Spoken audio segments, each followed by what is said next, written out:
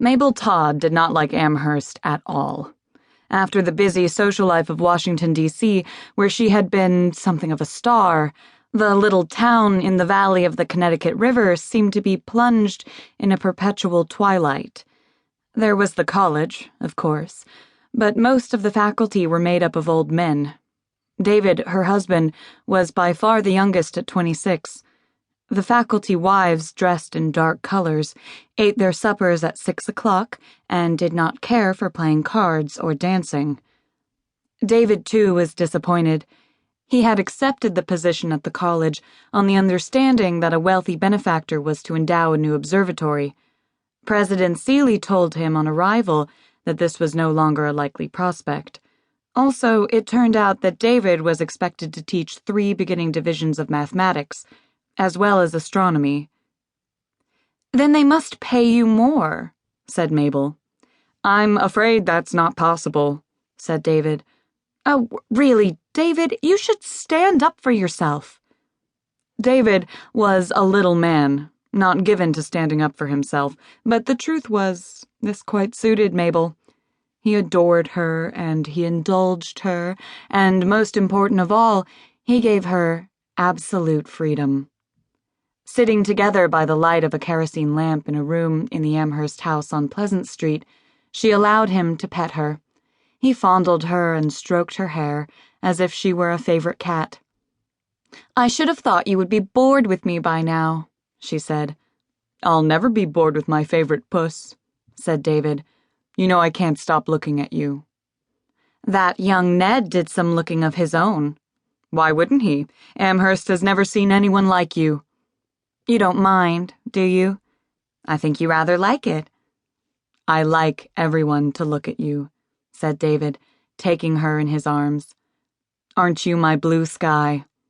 You know I kiss the floorboards where you've trod." "Wouldn't you rather kiss me?" So he kissed her, and then became eager, and she had to push him gently away. "It's not the right time of the month, not for at least a week." "I'm counting the days." Mabel counted the days, too. She limited their lovemaking strictly to the 14 days in the month where she would not get pregnant. And this had been successful, but for one failed experiment. She had got the idea that she was only fertile when she called the climax moment of my sensation.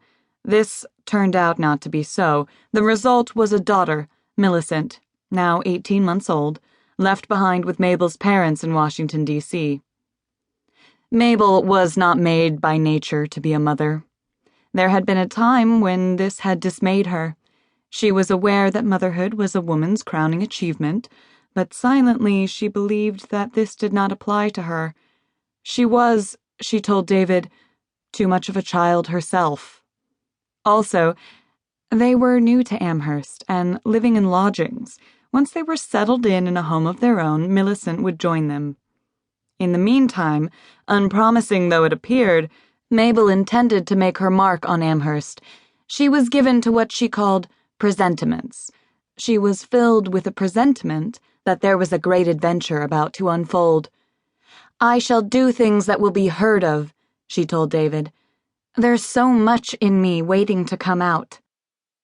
David believed her. Neither of them were quite clear what form the coming glory would take. Mabel had a talent for playing the piano, for singing, for painting, for theatricals. While she waited for her adventure, there were lesser goals to achieve. Mabel's family background was modest, and she longed to rise in the world. She dearly wished for her own carriage, and she wished for her husband to be successful in his profession. "You must discover a new moon of Mars, and this time it shall not be stolen from you." David had been at the telescope in the Washington Observatory when he had observed an inner moon of Mars that Professor Hall had mistaken for a tiny star. It was David who identified it as a moon, later named Phobos, but because Professor Hall had already measured it, the new moon was credited to him. "No more moons for me," said David. "I shall make my name next year, with the transit of Venus."